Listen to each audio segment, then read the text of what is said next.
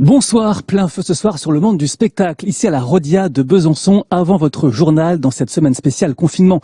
Un an après, nous allons voir comment le monde du spectacle s'est réorganisé, ce qu'il faut tirer de ces expériences. Par les théâtres également dans cette émission, avec la compagnie Bacchus, en résidence dernièrement à Vesoul, pour un spectacle bien connu, Proudhon, Modèle, Courbet, deux figures nées à Besançon, avec Xavier Lemaire, Molière 2015 dans l'un des rôles. C'est Emilien Diaz et Rémi Poirot qui ont assisté à cette résidence à Vesoul il y a quelques jours. Regardez. C'est pas à moi de définir.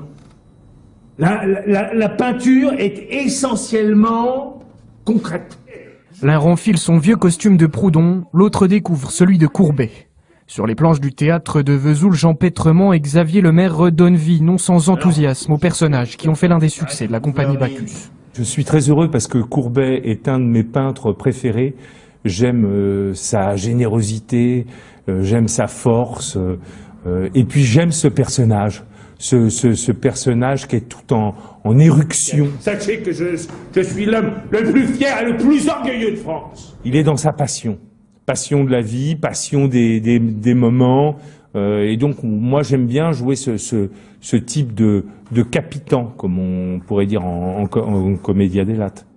Proudhon, Modèle, Courbet, c'est plus de 500 représentations à travers le monde depuis sa création en 2009.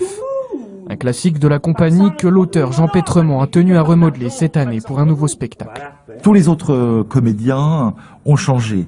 Et donc c'est vraiment une recréation puisqu'on sait très bien que, bien sûr, il y a un texte, mais ceux qui les font vivre, ce sont les comédiens. Et cette vie-là, elle est indispensable au spectacle. Et forcément, avec une distribution différente, on va avoir un spectacle totalement différent. Après une année très difficile, loin des scènes, loin du public, l'aboutissement du projet sonnerait comme un ouf de soulagement pour l'ensemble de la compagnie bisontine. Ce spectacle-là, on y tient plus que tout par rapport au futur de la compagnie. Donc on sera très fiers. Et il n'aura pas été entravé, puisqu'en réalité, on l'avait vraiment programmé pour être créé en avril. Les acteurs poursuivront leur répétition à Vesoul ces prochaines semaines. Pour l'instant, le rendez-vous est fixé au Théâtre Villon les 27 et 28 avril prochains, avec du public, si tout va bien. De l'intérêt général être mis à contribution. Jean Pétrement est avec nous, bonsoir. Bonsoir. On vous a vu sur scène. C'est pas un peu frustrant, difficile de répéter avec toutes ces inconnus derrière ? Si, et en même temps non, puisque normalement on devait jouer donc à Paris, on était programmé depuis le mois de janvier à Paris, et donc on a profité de cette vacance pour répéter, donc quelque part un bien pour un mal, parce que nos agendas tout d'un coup se sont retrouvés tous libres et on en a profité. Mais il y a des inconnus, puisque forcément il y a le Festival d'Avignon, on ne sait pas dans quelles conditions, il y a plein de rendez-vous qui restent encore incertains. Bien sûr, hein, c'est l'absence de visibilité est terrible pour nous maintenant depuis un an. C'est très compliqué. Bon, c'est presque, je veux dire,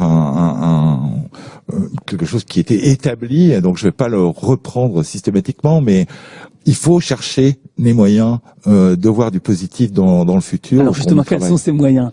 Les moyens, c'est les répétitions, ouais. C'est recroiser, réinventer, rechercher des solutions, que ce soit dans le cadre de ce que l'on a fait cet été à Consolation, on a créé un festival des musiques sacrées, que ce soit d'essayer de pallier à ces reports de dates qui sont en permanence remises en cause, donc de trouver des nouveaux lieux pour jouer et d'entretenir nos relations avec tous les diffuseurs en France et à l'étranger. On dit qu'il y aura beaucoup de livres qui vont sortir sur le confinement, des films peut-être aussi. Est-ce qu'au théâtre, on peut imaginer des pièces qui racontent ce qu'on a vécu ?